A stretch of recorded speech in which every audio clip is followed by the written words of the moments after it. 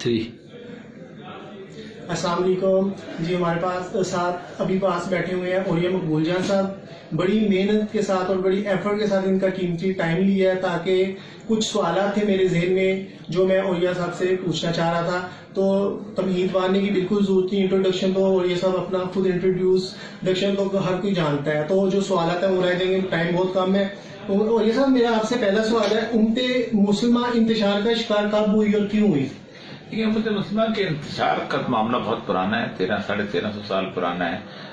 जंग जमल और जंग सफीन से ये वाक़या शुरू हुआ, लेकिन उसके बावजूद भी ये थोड़ा बहुत था, उसके बाद संभल गया और उम्मत के अंदर बहुत कुछ था वो कायम रहा। सिर्फ एक ऊपर खिलाफत की जगह मलूकियत आ गई, लेकिन तमाम कवानीन जो थे वो जितने के सारे नाफज रहे।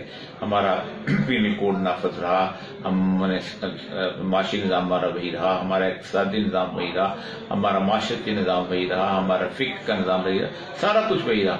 फिर इंतशार असल में फिरका बंदी जो है ये आई है गुज़श्ता 300-400 साल से, कि जब हमारे लोगों ने पढ़ना छोड़ दिया, उलमा ने आगे जो है इल्म की तरसील छोड़ दी और सिर्फ 4-5 फ़िक़्ह के ऊपर मुत्तफ़िक़ हो गए और जो बातें उन्होंने कही थी उसी पे चलना शुरू हो गया। इससे अल्लामा मोहम्मद इकबाल ने और ये सब उम्मते मुस्लिमा को एक मुत्तहद करने की कोशिश की और अपनी शायरी के जरिए उन्होंने पैगाम दिया, मगर देखने में आता है इकबाल पे कोई तवज्जो नहीं देता। इसकी वजह क्या है और इकबाल को क्यों लोग एक्सेप्ट करने के लिए तैयार नहीं है, जबकि वो हवाले तो अपने शायर के देते हैं हर कोई?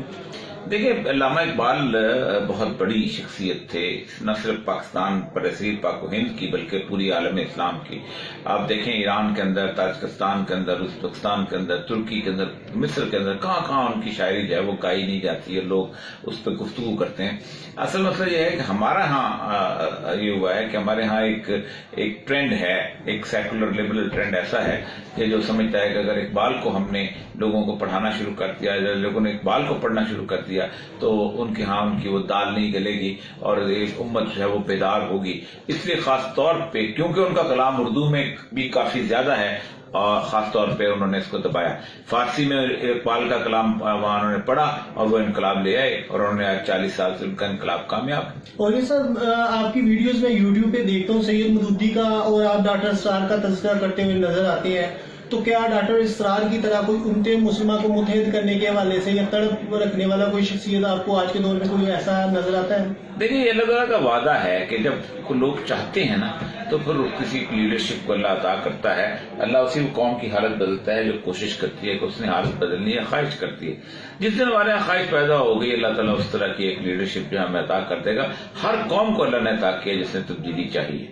और ये सब अल्लामा मोहम्मद इकबाल रहमतुल्लाह की जात, आप इमाम मेहदी का जिक्र करते हुए अपनी वीडियोस में नजर आते हैं। मैं जब आपकी वीडियोस वगैरह देखता हूँ तो इमाम मेहदी के मुताबिक आप बताते हैं। तो अल्लामा इकबाल ने मर्द मोमन की नवीद दी है कि तेरा भी दौर आने को है, फिक्रे गयूर, इस तरह की मुख्तलिफ नवीदें और किरदार साजी के वजह से अल्लामा साहब ने बहुत पैगाम दिया ताकि उम्मत मुस्लिमा जो है ना अपने पाँव पे खड़ी होकर बातिल के खिलाफ डट जाए। तो क्या कोई आने वाला मर्द मोमन है इमाम मेहदी या क़यामत से पहले, या आप समझते हैं क़यामत बिल्कुल करीब आ चुकी है, अब कोई ऐसी सिचुएशन नहीं है? नहीं, तो रसूलुल्लाह के हदीस हैं कि क़यामत से पहले उनका दीन पूरी दुनिया में नाफिज होगा और नाफिज करने के लिए आपने फरमाया कि वो एक खलीफा होगा जो कि लब लब भर के लोगों को माल बांटेगा और अल्लाह ताला सारे खजाने खोल देगा। इसी तरह एक और हदीस है आपकी सल्लल्लाहु अलैहि वसल्लम की, इमाम मेहदी होंगे जो अल्लाह ताला एक ही रात में उनकी इस्लाह कर लेगा और इस दुनिया के अंदर गलबे की पूरी की पूरी कोशिश करेंगे। तो बात है, इमाम मेहदी ने आना तो है, इसी तरह उस खिलाफत में भी कायम होना है। मैं तो पूरी उम्मीद से। मगर सर जो अल्लामा साहब जो मर्द मोमन का बताते हैं और कहते हैं, उनकी नवीस सुनाते हैं कि उनका दौर भी आने वाला है। इट मीन्स के इमाम मेहदी अलैहिस्सलाम तो आना ही आना है ना, मगर वो मर्द उसी को मर्द मोमन कहते हैं। उनका एक शेर है, खिज़्र वक्त खलवत दश्ते हिजाज आयत करूं, कि वो खिज़्र वक्त का नाम देते हैं उसको, कि वक्त का खिज़्र जो है वो हिजाज की बस्तियों से आएगा। और ये सब ये बातिल के सामने डट जाने से फिरका वरीयत का खुद बहुत खात्मा हो जाएगा, क्योंकि देखने में आया जब पाकिस्तान में कोई मुश्किल हालात आते हैं तो तमाम सियासतदान जो लड़ रहे होते हैं इकट्ठे हो जाती है। इसी तरह उलमा दीन या तमाम उम्मतें मुस्लिमा उसी वक्त इकट्ठी होगी ना जब बातिल के खिलाफ डट जाएंगे। तो ये आपस में फिरकाबाजी से मुसलमान इंतशार का शिकार रहते हैं, तू मैं पड़ जाते हैं। तो इसको आपके ज़हन के मुताबिक क्या अगर متحد ہو جائیں تو کیا ہم اس نقصانات کا خاتمہ کر سکتے ہیں جو آج ہمیں کشمیر میں دیکھنے میں نظر آ رہے ہیں, جو فلسطین میں نظر آئے, مسلمانوں کا امت کو ایک کی طرح گاجر مرغی کی طرح کاٹا جا رہا ہے, تو اس کے متعلق آپ کیا کہیں گے؟ دیکھیں, امت مسلمہ کا اندر انتشار استحقاق جو ہے اس کا خاتمے کا ایک راستہ بہت آسان, اور وہ راستہ یہ ہے کہ آپ قرآن پاک کی تعلیم ترجمے سے نہیں بلکہ براہ راست عربی سیکھ کے کریں. اس کی وجہ یہ ہے کہ دیکھیں, آپ نے کبھی بھی اقبال کا شعر جو ہے وہ کسی سے پوچھنے نہیں گئے کہ اس کا مطلب کیا ہے. آپ پنجابی ہیں, آپ بلے شاہ کے شعر کا یہ نہیں پوچھتے کہ میں ترجمہ پتہ کروں یا تفسیر پتہ کروں. اسی طرح جب آپ کو عربی پڑھیں گے اور عربی قرآن سے براہ راست آپ کا تعلق بنے گا, اور جب قرآن کو آپ خود سمجھنے کی کوشش کریں گے تو پھر بہت کم ایسا ہوگا کہ آپ کسی عالم دین سے جا کے پوچھنے کی کوشش کریں, کیونکہ قرآن خود کہتا ہے کہ یسرنا القرآن للذکر وہل من مدکر, ہم نے اس ذکر کو جو ہے بہت آسان بنا کے پیش کیا. تو چونکہ ہم نے قرآن ترجمے پہ رکھا ہوا ہے اس لیے ہمارے یہاں فرقہ واریت ختم نہیں ہوتی. تو یہ سب ایک میرا نیا سوال ہے, آج فرقہ واریت کی وجہ سے ہم نے جو پرمنٹ دیے جاتے ہیں عشق کی وجہ سے, اگر کوئی مسلمان سچ بولتا ہے, نہیں بولتا, جھوٹ بولتا ہے, یا وعدہ خلافی کرتا ہے, یا کسی کے حقوق چھینتا ہے, یا کوئی بھی معاشرے میں ناانصافیاں کرتا ہے, تو چونکہ اس نے فلاں فرقے سے تعلق قائم ہو گیا لہٰذا اس کو عشق کا پرمٹ مل جاتا ہے. عشق کا پرمٹ اتنا آسان ہو گیا فرقہ واریت کی وجہ سے, آپ اس کے حوالے سے سر کیا کہیں گے؟ یہ بدقسمتی بہت شدید, اس پہ کیا تبصرہ کر سکتا ہوں. بہت بدقسمتی ہے, اس امت کی بدقسمتی ہے کہ ہم نے انصاف چھوڑ دیا ہے کسی کی دشمنی اور کسی کی دوستی. تو یہ سب کیا ہمیں پاکستان پہ استحکام پاکستان تھا؟ سر پاکستان تو قائم ہو گیا, مگر پاکستان کے استحکام کے لیے جو نظریات, جن نظریات کے تحت ہم نے پاکستان حاصل کیا تھا, وہ تو لوگوں کے نظریات بہت ٹھوس تھے اور وہ بڑے پکے تھے, وعدے میں اپنے مال دولت جان کی قربانی دینے کے لیے تیار تھے. آج کا مسلمان میں تو یہ چیزیں نہیں ہیں, بلکہ ذہنی طور پہ بھی وہ انحطاط کا شکار ہوا ہے. اس کی ذہنی سطح اتنی پست ہو چکی ہوئی ہے, اس کو روٹی کے لالے پڑے ہوئے ہیں. تو ایسے میں ہم پاکستان کو کیسے ایک ترقی یافتہ قوم تصور کر سکتے ہیں؟ دیکھیں, ہمیشہ ترقی اس وقت ہوتی ہے کہ جب بہت زیادہ پسماندگی ہو.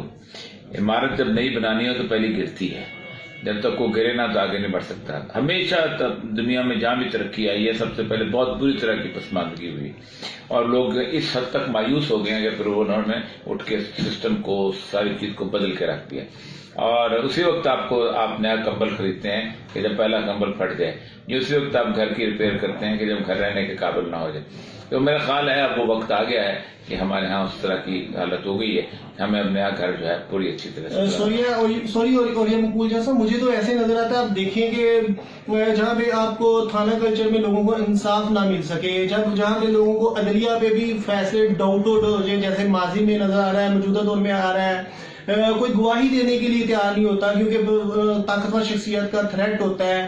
اس کے علاوہ جو ہے اب نواز شریف صاحب باہر گئے ہیں تو ان کی رپورٹس کے متعلق بھی متنازعات آ رہے ہیں, اور ڈاکٹرز کے بھی متنازع بن رہے ہیں, اور پی ٹی شک و شبہات کا شکار ہو جاتی ہے کہ اوہو یہ وہ. تو اس پہ تو ڈائریکٹ کویشچن مارک لگتا ہے ڈاکٹرز پہ, دوسروں پہ اگر انہوں نے جھوٹ بولا ہے. تو یہ انہی کا جو سنا ہے کہ میڈیکل بورڈ میں ایک ڈاکٹر تھا جو اس سارے دورانی میں تھا. تو اس طرح اگر گورنمنٹ اتنے زیادہ شک و شبہات کا شکار رہے گی تو پھر کیسے یہ آپ کے میں نے اکثر کیا نا کہ جیسے جتنا کنفیوژن بڑھے گا, جتنا خرابی آئے گی, اتنا ہی لوگ اٹھ کھڑے ہوں گے, اتنا ہی لوگ ایک بہت بڑے انقلاب کی طرف لے کے آئیں گے. سر لوگوں کو تو لیڈرز ڈیل کرتے ہیں, تو پاکستان میں مجھے تو ایسا کوئی لیڈر نظر نہیں آتا جو لوگوں کو ایک پلیٹ فارم پہ اکٹھا کر سکے, کیونکہ ان کی تو میں کی لڑائیاں ختم نہیں ہوتی. ابھی آرمی ایکٹ کے حوالے سے دیکھا جائے تو ان میں اتنے زیادہ کلیش, اگر اپوزیشن لچک کا مظاہرہ کرتی ہے تو حکومت جو ہے وہ ٹف ٹائم دینا شروع کر دیتی ہے, اگر حکومت تھوڑا سا کمزوری میں جاتی ہے تو اپوزیشن ٹف ٹائم دینا شروع کر دیتی ہے. تو یہ ان کی تو نالائق بچوں کی طرح لڑائیاں ختم نہیں ہوتی. تو سر کون اس نظام کو متعارف کروائے گا؟ یہ دنیا میں کبھی کوئی لیڈر انقلاب لے کے نہیں آیا.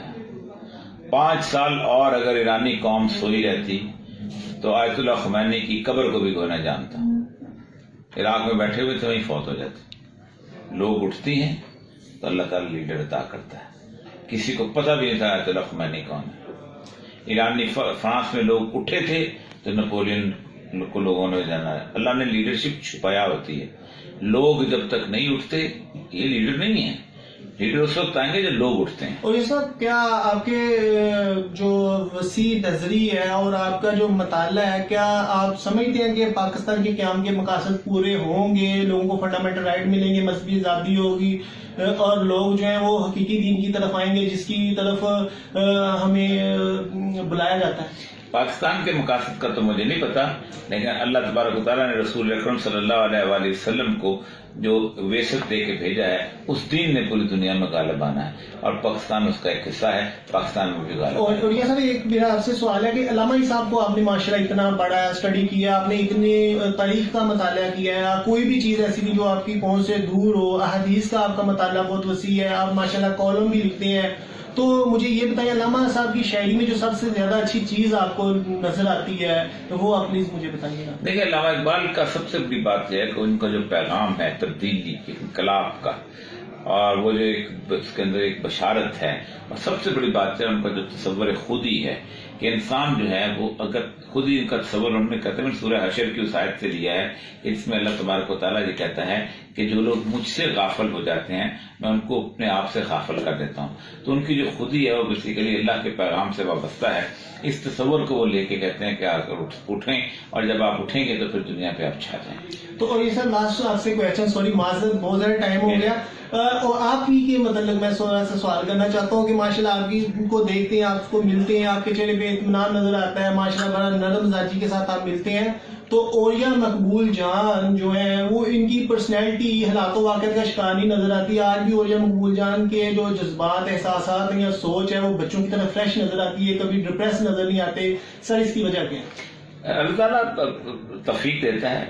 اللہ پہ اگر آپ ایمان اور توکل رکھنا شروع کر دیں اور یہ سمجھیں کہ رزق کا اس نے ذمہ لیا ہوا ہے، عزت و توقیر اس کے ہاتھ میں ہے، کوئی شخص آپ کو ذلیل نہیں کر سکتا جب تک وہ نہ چاہے، کوئی شخص آپ کو بھوکا نہیں مار سکتا جب تک وہ نہ چاہے، تو آپ کا اطمینان بہت زیادہ ہو جاتا ہے، اور اللہ کا بڑا کرم ہے مجھ کے اوپر. شکریہ. اور یہ صاحب آپ کا ٹائم ہم نے تھوڑا سا زیادہ لے لیا، اس کے لیے ہم معذرت خواہ جی. بہت مہربانی اولیاء مقبول جان صاحب کی. انشاءاللہ امید کرتے ہیں کہ اولیاء مقبول جان سے کبھی کسی اور ویڈیو کے حوالے سے اگر ٹائم ملا تو، ابھی بہت مہینوں کی ایفرٹ کے بعد اور بڑی دفتر کے چکر لگانے کے بعد اولیاء صاحب سے آج بڑی مشکل سے تھوڑا سا ٹائم ملا. ان کی مہربانی ہے کہ انہوں نے ہمیں ٹائم دیا.